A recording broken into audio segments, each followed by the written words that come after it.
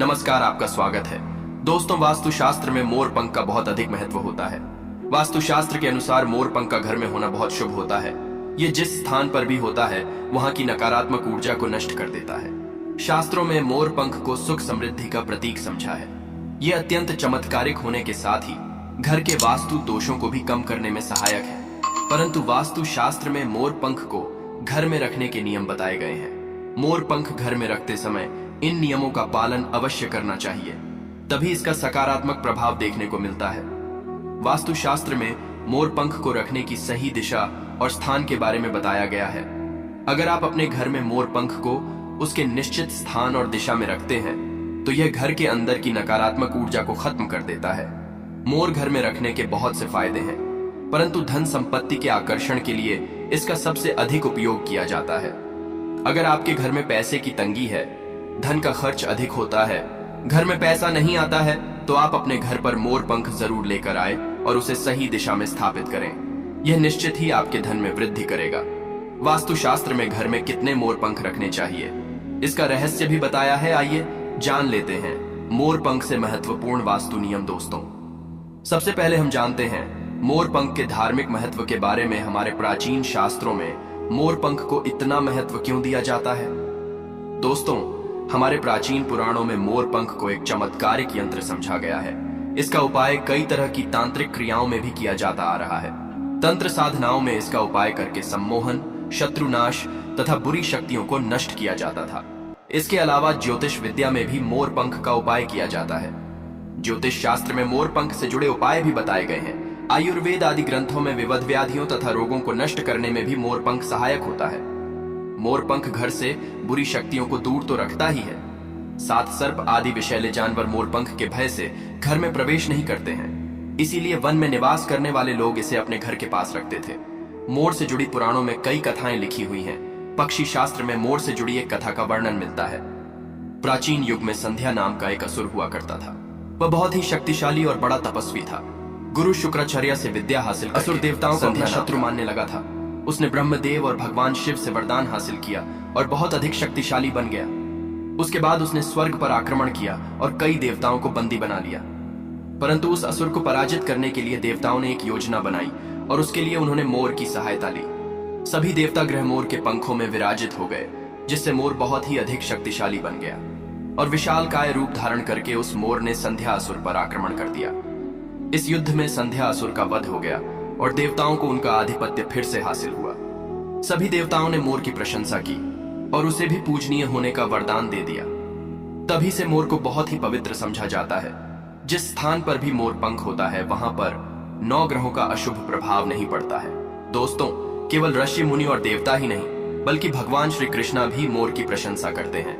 भगवान श्री कृष्णा ने मोर की श्रेष्ठता का वर्णन किया है और उन्होंने मोर के पंख को अपने मुकुट में धारण करके मोर के श्रेष्ठ होने का प्रमाण भी दिया है।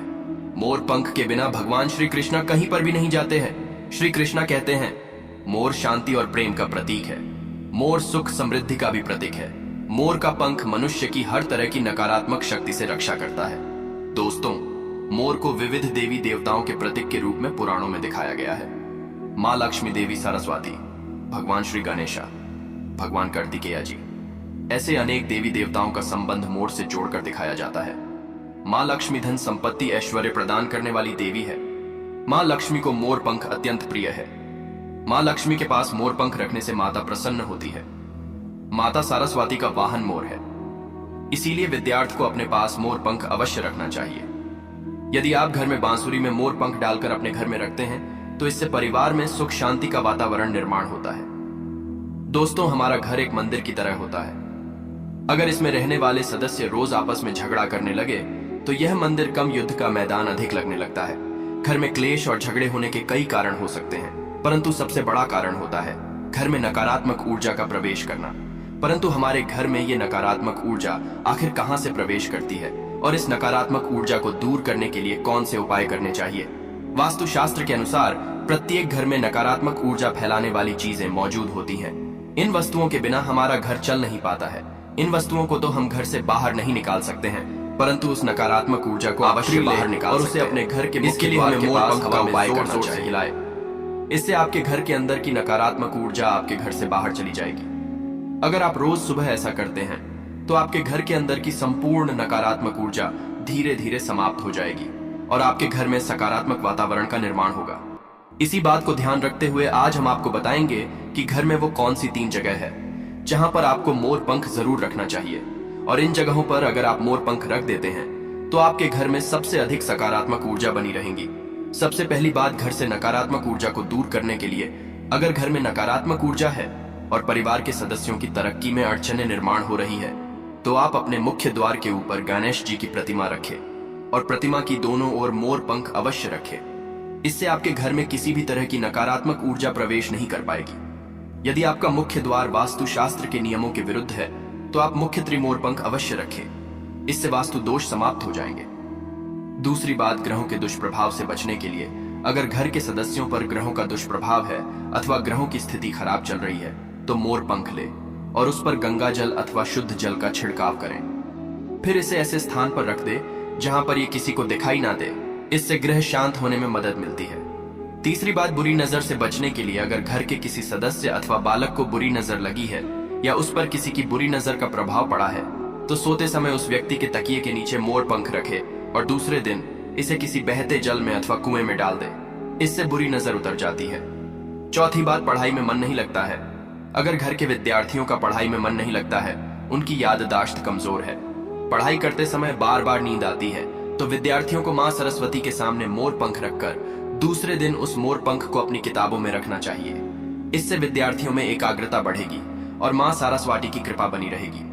पांचवा उपाय, दुष्ट शत्रुओं से छुटकारा पाने के लिए शत्रु जानबूझकर आपको परेशान कर रहा है और बार बार आपको नुकसान पहुंचाने का प्रयास करता है तो मंगलवार के दिन हनुमान जी की मस्तक का सिंदूर मोर पंख पर लगाए और सुबह के समय बिना नहाए ही इसे बहते हुए जल प्रवाह में अथवा कुएं में डाल दे, इससे शत्रुओं से छुटकारा मिलता है। छठी बात, मनवांछित फल प्राप्ति के लिए अगर मन की कोई इच्छा अधूरी है, कई दिनों तक कोशिश करने के पश्चात भी मनवांछित फल हासिल नहीं होता है, कार्यों में बार बार रुकावट आ रही, तो आप राधा कृष्णा के मंदिर में जाकर भगवान श्री कृष्णा को मोर अथवा घर में ही श्री कृष्णा की मूर्ति पर मोर पंख लगाए और अपनी इच्छा उनके सामने प्रकट करें। सातवीं बात, अगर पति पत्नी के बीच तनाव हो, अगर घर के अंदर क्लेश है, पति पत्नी के बीच बार बार झगड़े होते हैं, आपसी प्रेम कम होने लगा है तो उनके बेडरूम में दक्षिण पूर्व की दिशा में मोर पंख रख देना चाहिए।